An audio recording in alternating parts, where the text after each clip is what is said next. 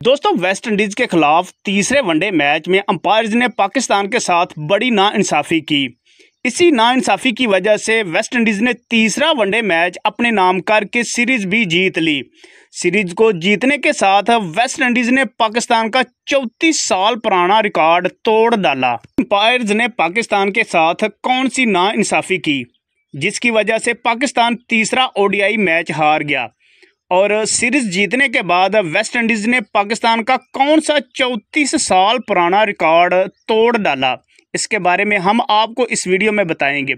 लेकिन वीडियो में आगे जाने से पहले आपसे एक छोटी सी गुजारिश है कि वीडियो को एक दिल से लाइक और हो सके तो चैनल को सब्सक्राइब करके ऑल नोटिफिकेशन पर क्लिक कर दें ताकि हमारी हर आने वाली वीडियो आप तक बआसानी पहुंच जाए। दोस्तों, वेस्ट इंडीज़ के खिलाफ तीसरे ओडीआई मैच में अंपायर ने बाबर आजम को गलत आउट दिया। तो अंपायर ने बाबर आजम को उस वक्त आउट दिया जब पाकिस्तान की टीम काफ़ी मुश्किलात में थी और पाकिस्तान के शायकीन क्रिकेट को बाबर आजम से काफ़ी उम्मीदें थी, लेकिन इन उम्मीदों पर उस वक्त पानी फेर दिया गया जब बाबर आजम को अंपायर ने गलत आउट दे दिया। बाबर आजम 22 बॉलों पर एक चौके की मदद से 9 रन्स बना चुके थे, लेकिन फिर एक अचानक बॉल पर बाबर आजम बीट हुए जो सीधी जाकर पैडों पर लगी। बॉलर की जबरदस्त अपील के बाद अंपायर ने बाबर आजम को आउट करार दिया। रिव्यू लेने के बाद जब रीप्ले देखा गया तो बॉल लेग स्टंप को हल्की सी टच कर रही थी, लेकिन अंपायर कॉल थी,